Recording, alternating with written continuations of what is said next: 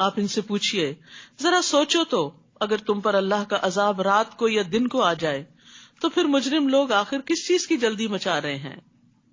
کیا وہ عذاب جب واقع ہو جائے گا تو اس وقت تم ایمان لاؤ گے؟ اب تمہیں یقین آیا جبکہ اسی کے لیے تو تم جلدی مچا رہے تھے. یعنی موت کے وقت انسان کے سامنے حقیقت کھل جاتی، یا کسی آفت کے ساتھ انسان گر جائے تو اس کو پتا چل جاتا ہے کہ قوت اللہ ہی کی ہے، سچائی وہی ہے جو قرآن و سنت میں ہمیں بتا دی گئی تھی. پھر ظالموں سے کہا جائے گا کہ ابدی عذاب کا مزہ چکھو، یہ تمہیں انہی کاموں کا بدلہ دیا جاتا ہے جو تم کرتے رہے. نیز وہ آپ سے پوچھتے ہیں آیا یہ واقعی سچ ہے؟ یعنی شک ہے انہیں قیامت کے آنے میں. آپ ان سے کہیے میرے رب کی قسم یہ بالکل سچ ہے اور تم اسے روک نہیں سکتے. جس کسی نے بھی ظلم کیا ہوگا اگر اس کے پاس روئے زمین کی دولت بھی ہو تو اس عذاب سے بچنے کے لیے دینے پہ آمادہ ہو جائے گا، اور جب وہ عذاب دیکھیں گے تو اپنی ندامت کو چھپائیں گے. ان کا فیصلہ پورے انصاف سے کیا جائے گا اور ان پر کچھ ظلم نہ ہوگا. سن لو جو کچھ آسمانوں اور زمین میں ہے سب اللہ ہی کا ہے. سن لو اللہ کا وعدہ سچا ہے مگر اکثر لوگ جانتے نہیں. هو یحیی و یمیت والیہ ترجعون، وہی زندہ کرتا ہے اور موت دیتا ہے اور اسی کی طرف تم لوٹ کر جاؤ گے. یا ایھا الناس، اے لوگو، قد جاءتکم موعظۃ من ربکم وشفاء لما فی الصدور وہدی ورحمۃ للمؤمنین. لوگو تمہارے پاس تمہارے رب کی طرف سے نصیحت آ چکی ہے، یعنی یہ قرآن پہنچ چکا ہے.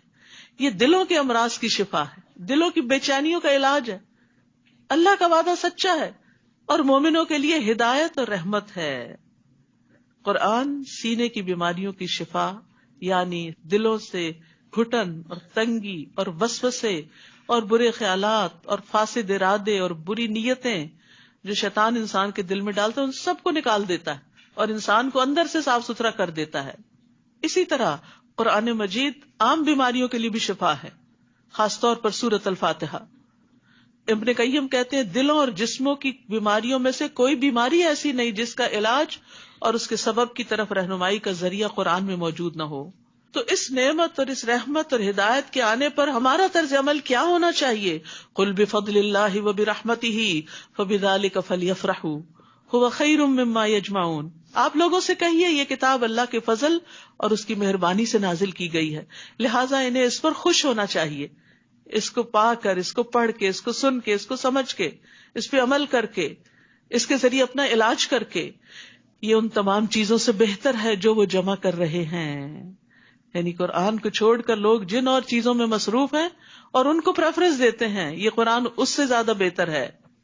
آپ ان سے کہیے کیا تم نے سوچا کہ اللہ نے تمہارے لیے جو رزق اتارا تھا اس میں سے تم نے خود ہی کسی کو حرام قرار دے لیا اور کسی کو حلال، تو کیا اللہ نے تمہیں اس کی اجازت دی تھی یا تم اللہ پر افتراء کرتے ہو؟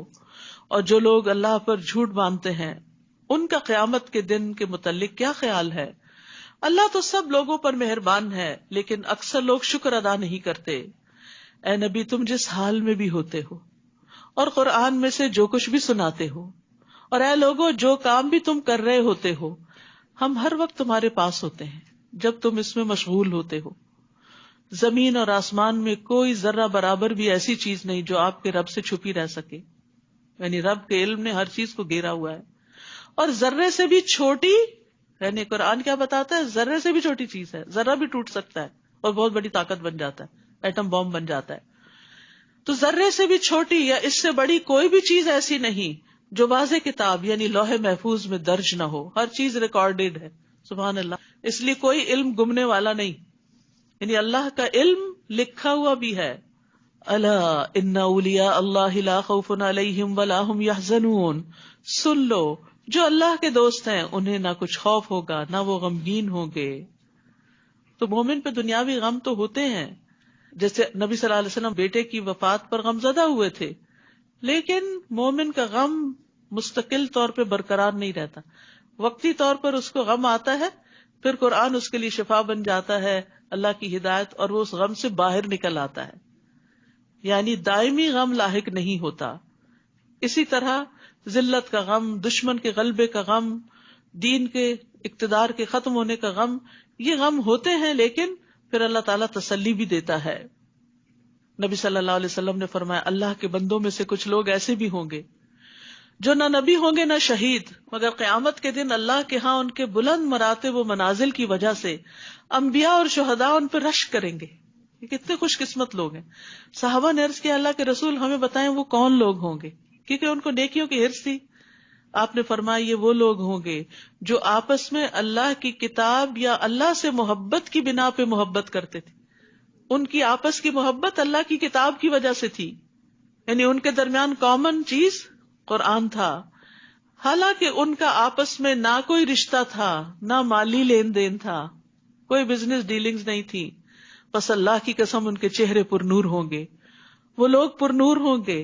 جب لوگ خوف زدہ ہو رہے ہوں گے تو انہیں کوئی خوف نہیں ہوگا. جب لوگ غمگین اور پریشان ہو رہے ہوں گے تو انہیں کوئی غم اور پریشانی نہ ہوگی. پھر آپ نے اسی آیت کریمہ کی تلاوت کی، الا ان اولیاء اللہ لا خوف علیہم ولا هم یحزنون. تو سوچئے قرآن کس طرح انسان کو ہدایت بخشتا ہے، روشنی بخشتا ہے، دنیا اور آخرت کے غموں سے چھٹکارا عطا کرتا ہے.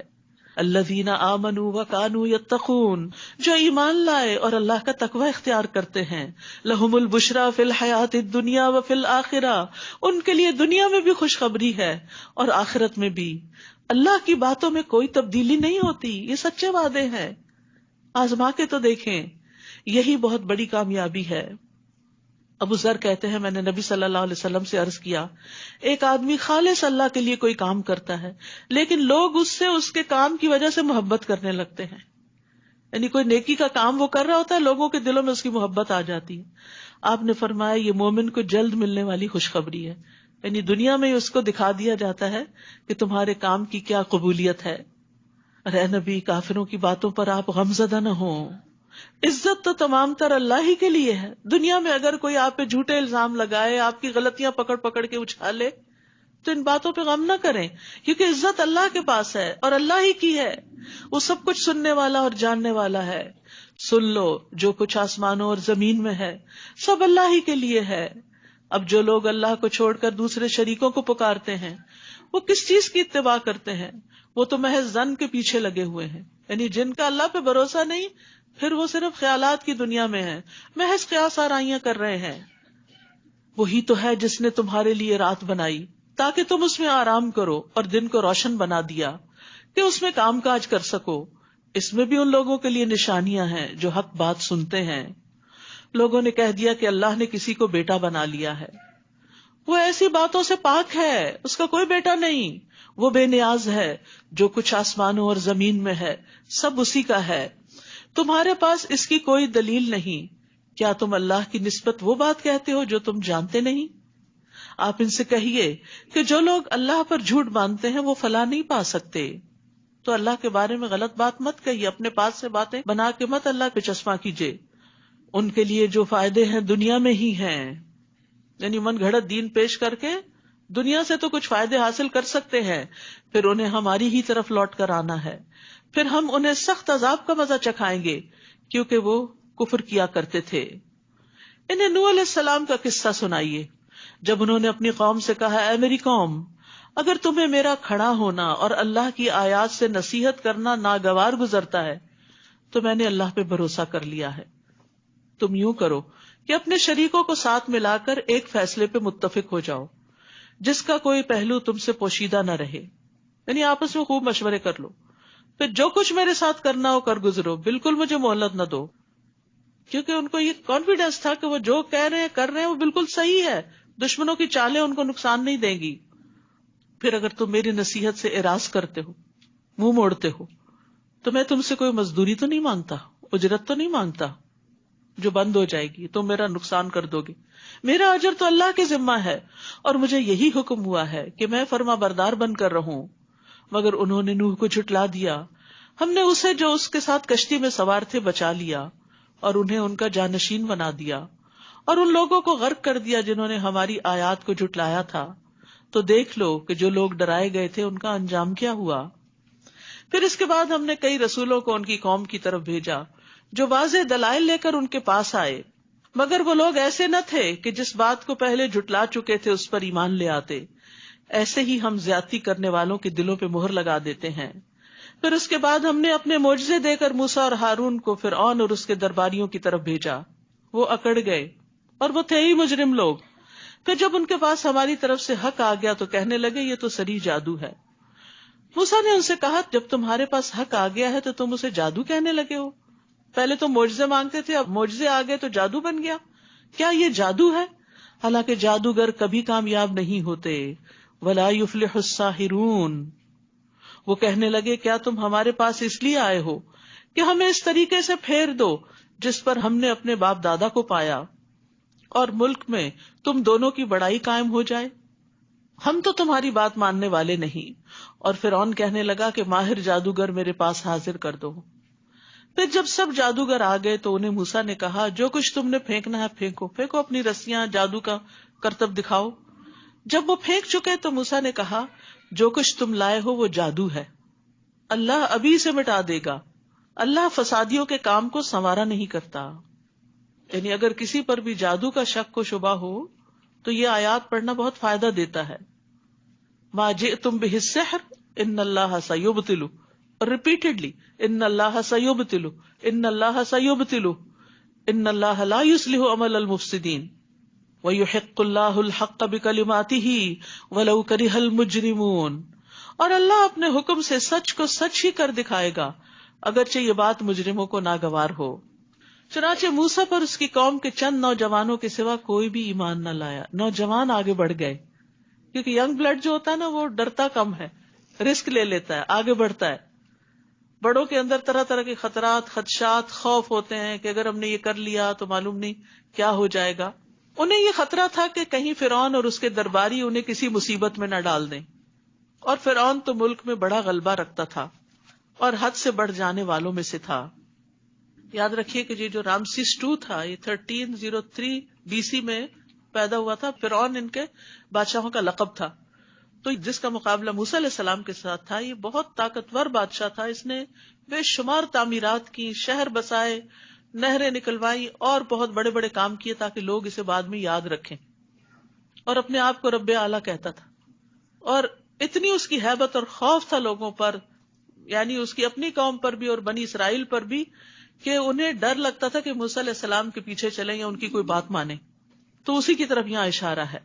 فرعون تو ملک میں بڑا غلبہ رکھتا تھا، یعنی قرآن بھی یہ بتاتا ہے. اور وہ حد سے بڑھ جانے والوں میں سے تھا، یعنی لوگوں کو سخت سزائیں دیتا تھا جو اس کی بات نہیں مانتے تھے. کتنی بڑی آزمائش تھی. ہمارے لیے لا الہ الا اللہ پڑھنے میں کوئی مشکل نہیں. تو ظاہر ہے اس وقت جس نے ایمان کا دعویٰ کیا پھر اس کا اجر اور مرتبہ بھی کتنا بڑا ہوگا. اور موسیٰ نے اپنی قوم سے کہا اگر تم اللہ پر ایمان لائے ہو اور واقعی اس کے فرما بردار ہو تو اسی پر بھروسہ کرو. یعنی سارے خوف اور مشکل سے نکلنے کا راستہ کیا؟ توکل. وہ کہنے لگے ہم نے اللہ ہی پر بھروسہ کیا. فقالوا علی اللہ توکلنا ربنا لا تجعلنا فتنة للقوم الظالمین. اے ہمارے رب ہمیں ان ظالموں کا تختہ مشق نہ بنا، یعنی ان ظالموں کے ہتھے نہ چڑھے ہم. تو یہاں توکل کو دعا پر مقدم کیا گیا ہے. ٹھیک ہے، یعنی دعا مانگنے والے پر حق ہے کہ وہ اپنی دعا کی بنیاد اللہ کے توکل پہ رکھے، اللہ پہ بھروسہ کر کے اس سے مانگے کہ وہ ضرور میرا مسئلہ حل کر دے گا. اس طرح دعا کی قبولیت کی زیادہ امید کی جا سکتی ہے. اور دعا مانگنے والا یہ خیال نہ کرے کہ توکل دعا مانگنے کے برخلاف ہے، کیونکہ دعا مانگنا مقصد کو پانے کے اسباب میں سے ہے. توکل بھروسہ ہے اور دعا سبب ہے.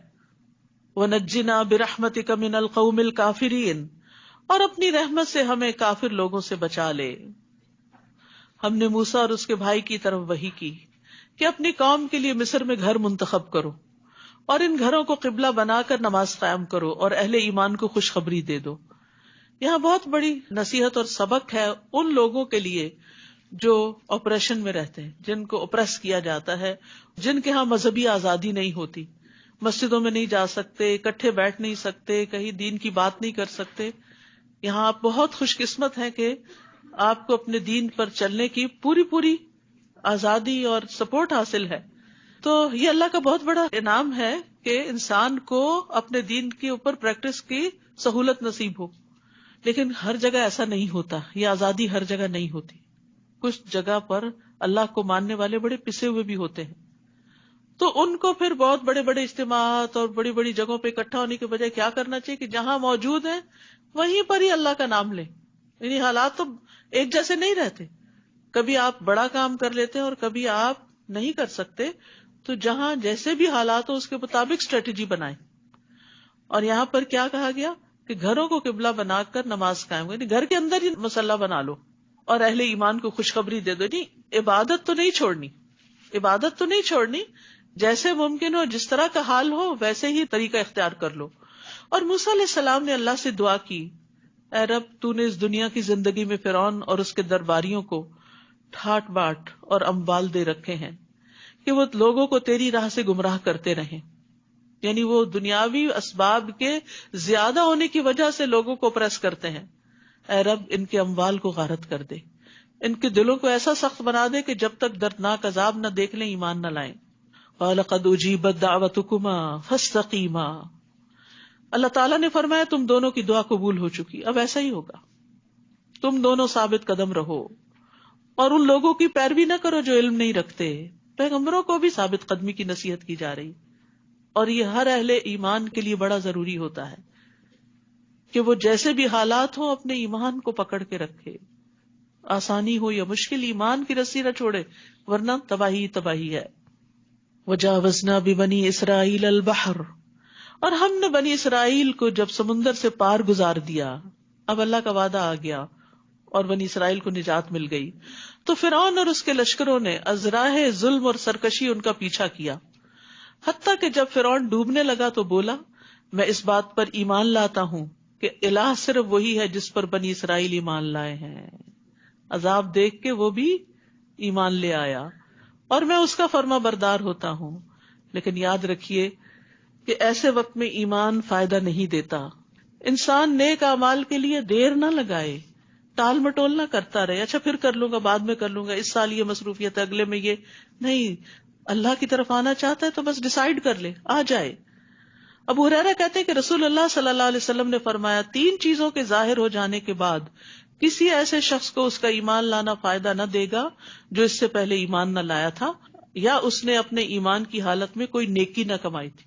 تو وہ کون سے 3 مواقع ہیں؟ جب سورج مغرب سے نکلے گا، بڑی نشانی ظاہر ہو جائے گی قیامت کے آنے کی، جب دجال نکل آئے گا، اور جب زمین سے جانور نکلے گا جو باتیں کرے گا لوگوں سے، تو پھر ایمان لانا اور نیک کام کرنا فائدہ نہ دے گا. تو اس سے پہلے پہلے جو مواقع ہیں. اسی طرح ایک اور روایت میں آتا ہے کہ جب جان حلق تک آ جاتی ہے تو پھر ایمان لانا فائدہ نہیں دیتا. اس وقت کہنا اس کو صدقہ دے دو، فلاں کو یہ دے دو وہ تو اب دوسروں کا ہی مال ہو گیا، وہ صدقہ بھی اس وقت فائدہ نہیں دیتا. تو اس لیے صحت کی حالت میں، زندگی کی حالت میں، جوانی میں، طاقتور ہیں جب، تب اللہ کی عبادت کی طرف راغب ہوں. 7 لوگ عرش کے سائے تلے ہوں گے، اس میں سے ایک وہ جوان جس کی جوانی اللہ کی عبادت میں گزری. بڑھاپے کا انتظار نہ کریں کہ جب ریٹائر ہوں گے تو اچھے کام شروع کریں گے، والنٹیئر کریں گے. جوانی میں ہی وقت نکالیں، کچھ وقت دنیا کے لیے اور کچھ دین کے لیے. فرمایا اب تو ایمان لاتا ہے جبکہ اس سے پہلے نافرمانی کرتا رہا اور مفسد بنا رہا.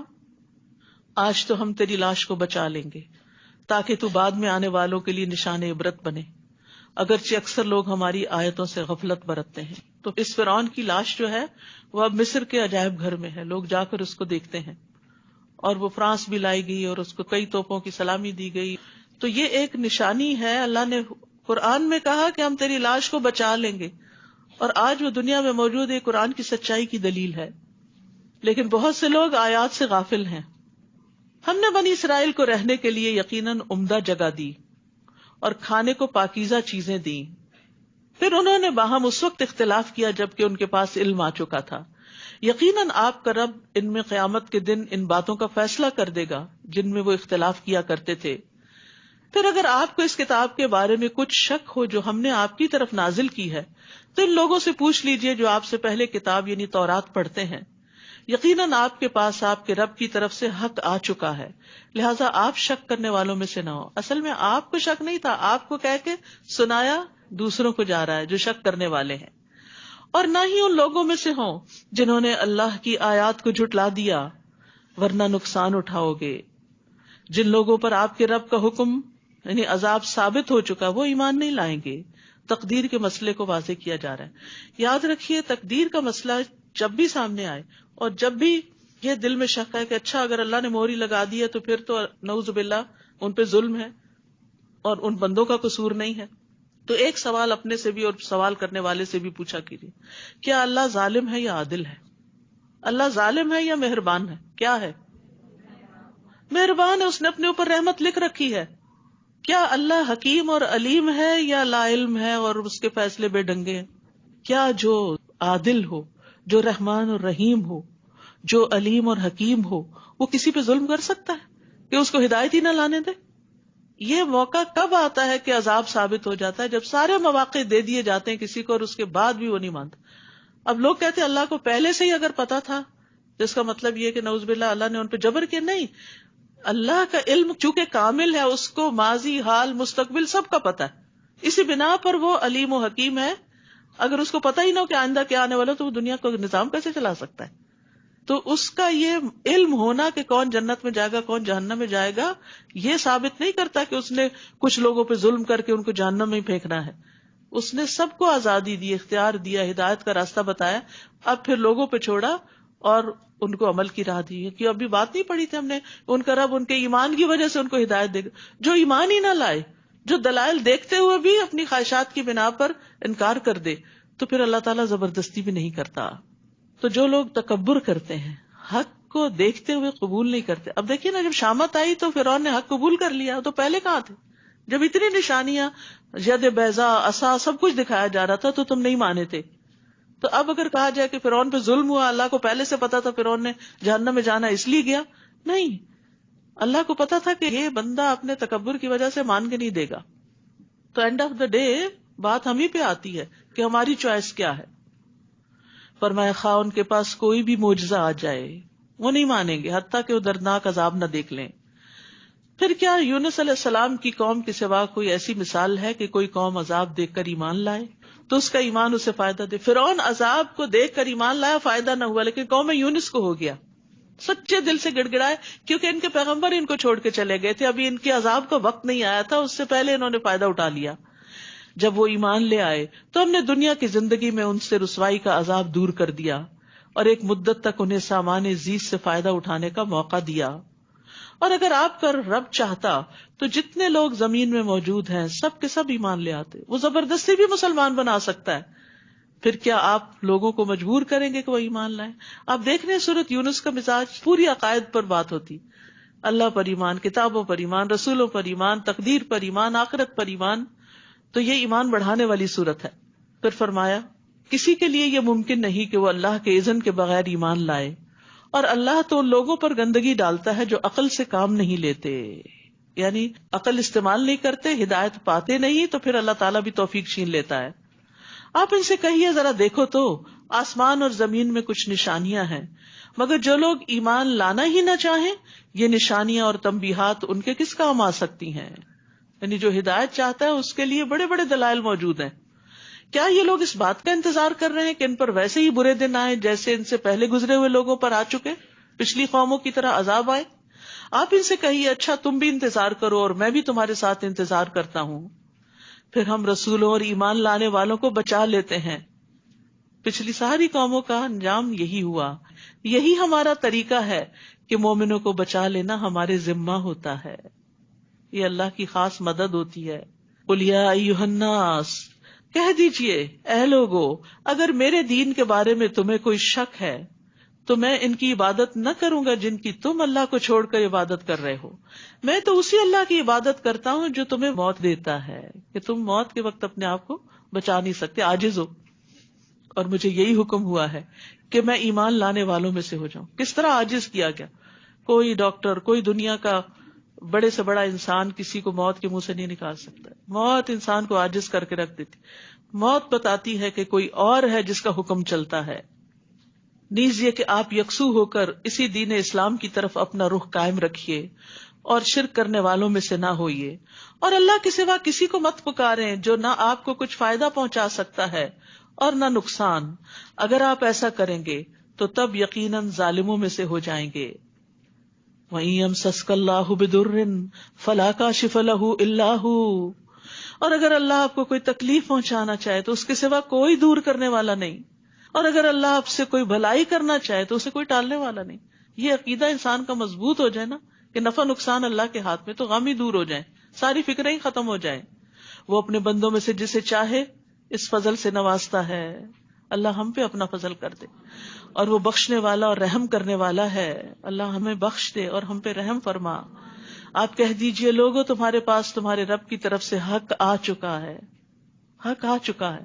اب جو سیدھی راہ اختیار کرتا ہے تو یہ راست روی اس کے اپنے ہی لیے فائدہ مند ہے، اور اگر کوئی گمراہ ہوتا ہے تو اس کی گمراہی کا وبال بھی اسی پر ہے، اور میں تمہارا وکیل نہیں ہوں. واتبع ما یوحی الیک واصبر حتی یحکم اللہ وہو خیر الحاکمین. آپ کی طرف جو وحی کی جاتی ہے اس کی پیروی کیجیے اور صبر کیجیے حتیٰ کہ اللہ فیصلہ کر دے، اور وہ سب سے بہتر فیصلہ کرنے والا ہے. یعنی پچھلے قوموں کے انجام کو بتا کے تسلی دی جا رہی ہے نبی صلی اللہ علیہ وسلم کو کہ ابھی آپ کو جو کہا جا رہا ہے آپ کرتے جائیے، انجام کی فکر نہیں کیجیے، صبر کے ساتھ اپنا مشن مکمل کیجیے اور اللہ پہ فیصلہ چھوڑ دیجیے. وہ بہترین فیصلہ کرتا ہے، وہ انصاف کرنے والا ہے، وہ آپ کی کوششوں کو کبھی ضائع نہیں ہونے دے گا. تو یاد رکھیے صبر اور نیک اعمال لازم و ملزوم ہوتے ہیں. وحی کی اتباع کرنا اور پھر اس کی پیروی کرنا، یہ سب ایمان کا حصہ ہے. سورۃ ہود. بسم اللہ الرحمن الرحیم.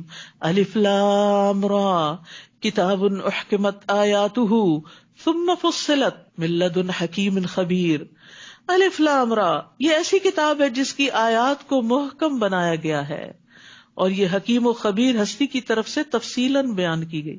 یعنی کم الفاظ میں جامع مضامین ہے اس کے اندر. اللہ تعبدوا الا اللہ، کیا ہے اس کا میسج سورت کا؟ کہ اللہ کے سوا کسی کی عبادت نہ کرو، توحید کی دعوت ہے. اننی لکم منہ نذیر و بشیر، میں یقیناً اس کی طرف سے تمہارے لیے ڈرانے والا بھی ہوں اور بشارت دینے والا بھی. اور کیا کرو عبادت کے علاوہ؟ وَأَنِ اسْتَغْفِرُوا رَبَّكُمْ ثُمَّ تُوبُوا إِلَيْهِ، اور یہ کہ اپنے رب سے معافی مانگو اور اس کے حضور توبہ کرو. استغفار وہ ایک خاص مدت تک تمہیں اچھا سامان زندگی دے گا. اس سے پتہ چلتا ہے کہ توبہ استغفار سے دنیا میں بھی انسان کے لیے رزق کی فراوانی ہوتی ہے اور ہر صاحب فضل کو اس کا فضل عطا کرے گا. اور اگر تم منہ پھیرتے ہو تو میں تمہارے حق میں بڑے ہولناک دن کے عذاب سے ڈرتا ہوں. الی اللہ مرجعکم وہو علی کل شیء قدیر، تمہیں اللہ ہی کی طرف لوٹ کر جانا ہے اور وہ ہر چیز پر قادر ہے. الا انہم یثنون صدورہم لیستخفوا منہ الا حین یستغشون ثیابہم یعلم ما یسرون وما یعلنون انہ علیم بذات الصدور. دیکھو جب لوگ اپنے سینوں کو موڑتے ہیں تاکہ اللہ سے چھپے رہیں اور یہ اپنے آپ کو کپڑوں سے ڈھانپتے ہیں، اس وقت اللہ سب کچھ جانتا ہے جو وہ چھپاتے ہیں اور جو وہ ظاہر کرتے ہیں، کیونکہ وہ سینوں کے راز تک جاننے والا ہے. تو اس بات پر ایمان ہونا چاہیے کہ اللہ کا علم ہر چیز پر چھایا ہوا ہے، وہ کھلی اور چھپی ساری باتوں کو جاننے والا ہے. اس لیے اس کے ساتھ اپنا معاملہ درست کر لینا چاہیے. وآخر دعوانا ان الحمد للہ رب العالمین. سبحانک اللہم وبحمدک اشہد ان لا الہ الا انت استغفرک واتوب الیک. السلام علیکم ورحمۃ اللہ وبرکاتہ.